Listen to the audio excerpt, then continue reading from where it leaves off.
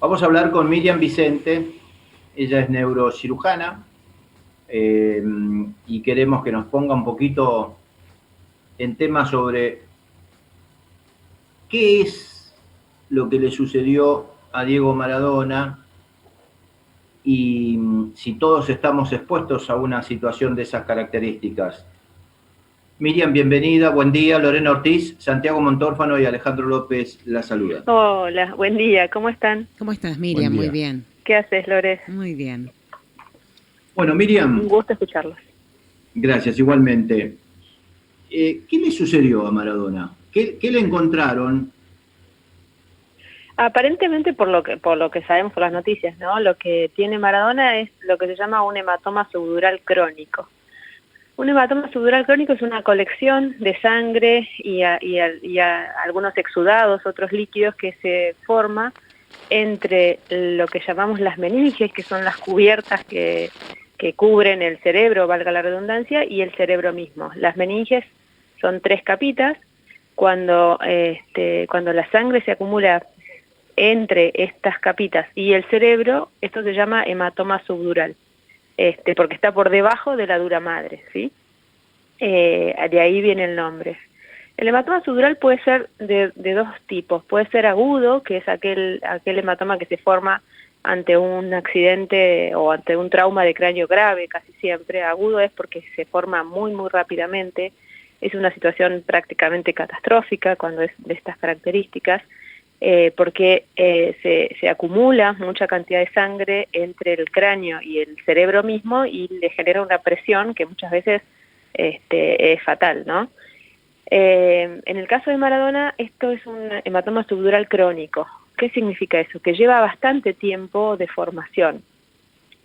Estos hematomas se forman casi siempre como consecuencia de un traumatismo muy, muy suave, muy banal, algo, no sé, una persona que se golpea con la esquina de la mesada o de la alacena, ese tipo de golpes así muy, muy leves que pasan prácticamente desapercibidos, que rompen algunas venitas de la superficie del cerebro, y con el tiempo se va formando, con el tiempo me refiero que pueden ser varios días, inclusive varias semanas, se va formando, esas venitas rotas siguen con un babeo constante, acumulan, atraen líquidos también a ese espacio y se va agrandando progresivamente. Por lo que he leído en las noticias, el hematoma subdural crónico que tiene Maradona tiene que tener seguramente esta causa, ¿no? La característica que tiene es que se forma así lentamente, casi siempre pasa, en las primeras instancias pasa desapercibido, y muchas veces los síntomas son bastante así, de manera progresiva, por ejemplo, con alteraciones de la conducta, con alteraciones de la memoria, con olvidos, todos trastornos de la esfera cognitiva. Puede ser también que aparezca una cefalea, un dolor de cabeza que también se hace progresivo. En algunos casos hasta la aparición de un déficit motor, digamos, que puede simular inclusive hasta una ACV, que es lo que estuvimos hablando la semana pasada, ¿no? Que la Claro. persona se presenta con un déficit motor, con una hemiplegia o una hemiparesia, y cuando se hace la tomografía se descubre que hay un hematoma subdural. Algunas veces puede presentarse con convulsiones, digamos, es como, lo he visto, ayer se publicó mucho del tema, bueno, algunos dicen como si fuera un gran simulador, sí, porque en realidad muchas veces no se llega rápidamente al diagnóstico, no sé si fue este caso, no lo sé, pero porque son síntomas banales, entonces uno ve que la persona está un poco más olvidadiza o está un poco confusa, depende de la edad del paciente, se lo atribuye a la edad o al estrés o que ha estado nervioso. Bueno, que me parece que un poquito esto es lo que ha pasado con Maradona, ¿no? Lo operaron ayer a la noche Sí. y, digamos, desde el círculo de su mayor confianza, se decía que, bueno, que ya estaba despierto y hasta hablaba. ¿Eso puede ser posible después de una intervención de estas Sí, características? el hematoma subdural crónico, descartamos el que hablamos al principio, ¿no? El que viene asociado a un accidente grave. El hematoma subdural crónico es de buena evolución en general y de buen pronóstico.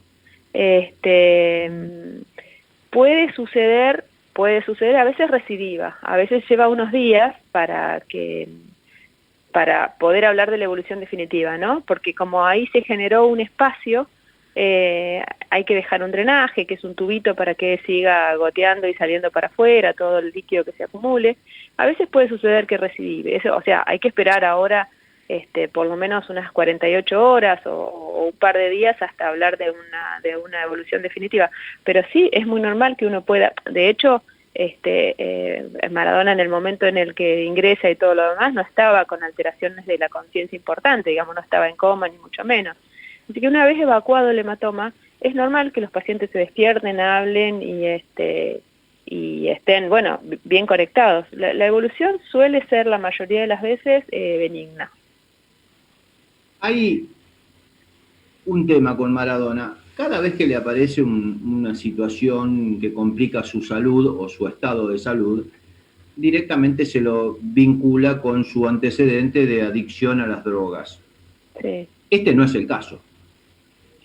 No es el caso de manera directa probablemente, pero lo que sí favorece la formación de este tipo de hematomas es el consumo crónico de analgésicos, por ejemplo, de aspirina o derivados de la aspirina que suelen alterar la coagulación. Normalmente hay asociado algún antecedente que afecta a la coagulación. Las personas, los pacientes alcohólicos, por ejemplo, tienen mayor riesgo porque se altera la coagulación básicamente.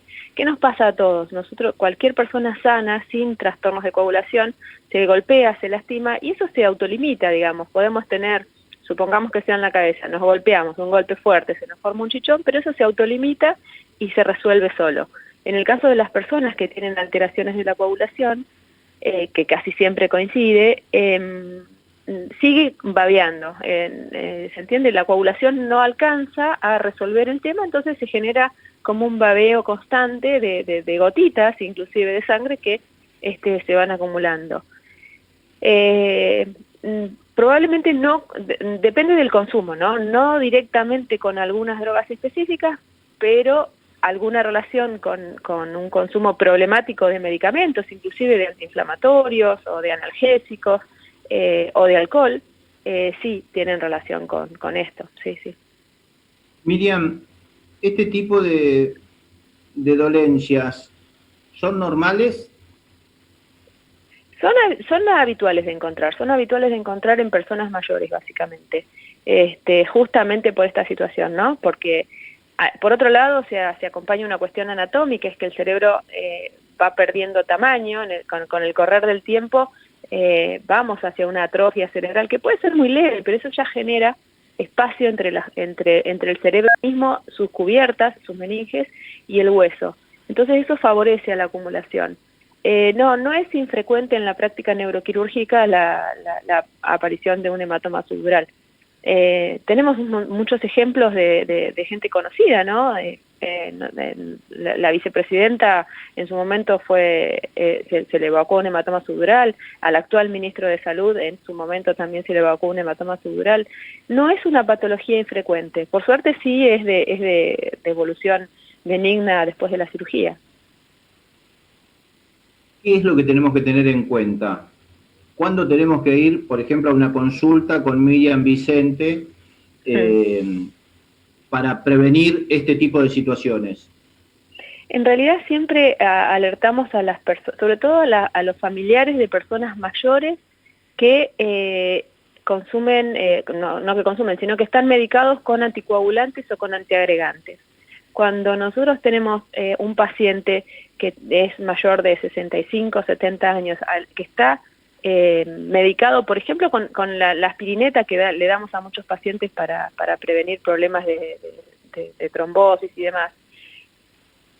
Y si vienen a la consulta con estos comentarios, y ¿sabes qué? Lo noto como que está medio perdido, no sé, hace unos días que le duele la cabeza y está confuso. Bueno, esos pacientes se merecen por lo menos una tomografía. Y le preguntas, ¿y sabes si se habrá golpeado la cabeza? No sé, el otro día se bajaba del auto y se golpeó con la puerta. Bueno, cosas así muy banales son cosas para tener en cuenta. No hay claramente algo que nosotros podamos decir, bueno, para prevenir tal cosa, sí, obviamente, para prevenir tal cosa no habría que estar anticoagulado, pero a veces es necesario por otra, hay mucha gente que está anticoagulada por otras patologías. Pero siempre nos pasa esto, que cuando hacemos el interrogatorio, bueno, che, ¿se habrá golpeado? Entonces, sí, ¿sabés el otro día? Pero no, fue un golpe sonso. Bueno, eso nos alerta a la hora de hacer una tomografía. Por suerte es algo que podemos diagnosticar rápidamente con una tomografía, como ha sido el caso de Maradona ayer. Después se puede reforzar con una resonancia magnética, pero ante la aparición de alguno de estos síntomas, con el antecedente de un golpe, aunque sea un golpe de lo más banal, y sobre todo a aquellas personas que consumen medicamentos antiagregantes o anticoagulantes, o ni hablar si sabemos que tiene un consumo problemático de alcohol, esos son los pacientes que nosotros debemos estar alerta, más nosotros que la propia familia, digamos, decir, podría ser que tuviera un subdural, y muchas veces sucede, y como les decía, rápidamente se resuelven, se operan, y en pocos días ya pueden estar. La evolución, el postoperatorio dura unos 30, 45 días, eso sí, porque hay que esperar que todo se cicatrice y todo lo demás, pero la evolución es benigna. Yo creo que con tanto cuidado que tiene alrededor Maradona, bueno, esperemos que esté muy bien, ¿no? Miriam, muchísimas gracias, que tenga un buen día. Igualmente para ustedes, muchas gracias. Miriam Vicente, neurocirujana, ha pasado por La Primera Mañana.